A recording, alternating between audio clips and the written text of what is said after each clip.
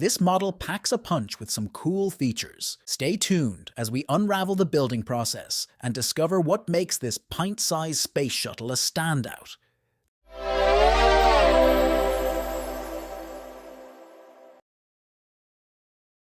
The Space Shuttle represented an entirely new generation of space vehicle, the world's first reusable spacecraft, and the first spacecraft in history that could carry large satellites both to and from orbit.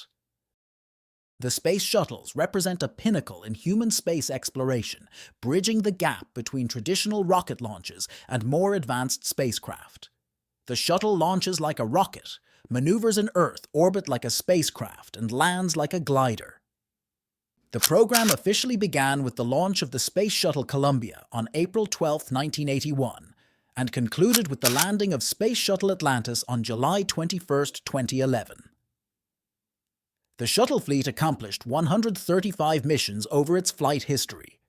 Notable missions include the Hubble Space Telescope deployment, the construction of the International Space Station, and numerous scientific experiments conducted in microgravity. Space shuttles are sophisticated vehicles with a unique design. Comprising an orbiter, 3 main engines, solid rocket boosters, and an external fuel tank, the shuttle system can carry payloads into space. The external tank contained 2 internal tanks, one for the storage of liquid hydrogen and the other for the storage of liquid oxygen. Both tanks provided the fuel to the main engines required to deliver the thrust for the vehicle to achieve a safe orbit. Attached to the external fuel tank, the 2 solid rocket boosters provided the main thrust to lift the shuttle off the launch pad. After fuel depletion, the solid rocket boosters were jettisoned from the tank and parachuted back to the ocean, where they were recovered by special ships and brought back to Kennedy Space Center. All components of the Space Shuttle vehicle, except for the external tank, were designed to be reusable after flight. The external tank, once jettisoned from the orbiter, fell to Earth, where atmospheric heating caused the tank to break up over the ocean. The orbiter, resembling an aircraft, is the heart of the Space Shuttle. It uses a double delta wing configuration to achieve the most efficient flight during hypersonic speed, as well as providing a good lift-to-drag ratio during landing.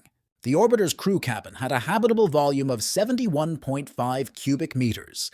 The cargo payload carrying capacity was limited by the 18.3 meters long by 4.6 meters wide payload bay. Keep watching to unveil the contents of our payload. The orbiter re-enters the atmosphere at a high angle of attack, about 30 degrees. This high angle of attack is used to direct most of the aerodynamic heating to the underside of the vehicle, where the heat-resistant tiles give the greatest amount of protection. Thermal protection systems could withstand the intense heat of atmospheric re-entry. A secondary goal of TPS was to protect from the heat and cold of space while in orbit. During the final approach and landing phase, the elevons, along with the rudder and body flap, are crucial in controlling the space shuttle's attitude and maneuvering in the Earth's atmosphere. These control surfaces allow the shuttle to make precise adjustments to its flight path, align with the runway, and control its descent rate before touching down. By adjusting the elevons, body flap, and the rudder, the shuttle can control its roll, pitch, and yaw. After separation of solid rocket boosters, the main engines provided most of the thrust required for the shuttle to reach orbital velocity.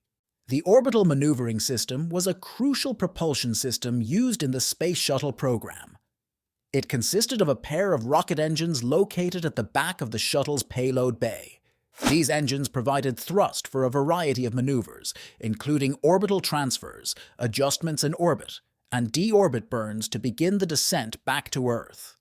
The Canadarm was a remote-controlled mechanical arm, also known as the Shuttle Remote Manipulator System.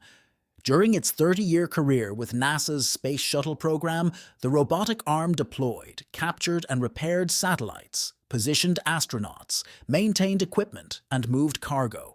The design of the payload draws inspiration from Endeavour's shuttle robotic arm, which skillfully grappled the Russian module Zarya for berthing onto the International Space Station Node 1. This marked the beginning of the assembly sequence for the ISS. If you're interested in diving deeper into this program, let me know in the comments below. Now let's fasten our seatbelts and relax as we build our Lego Space Shuttle.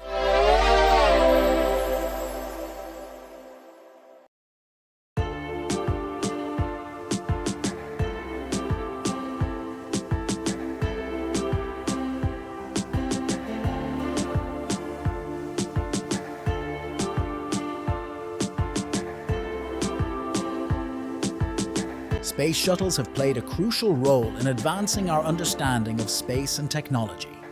As we reflect on their achievements and challenges, the legacy of the Space Shuttle program serves as a foundation for the next chapter in human space exploration. Thanks for watching, and see you in the next one.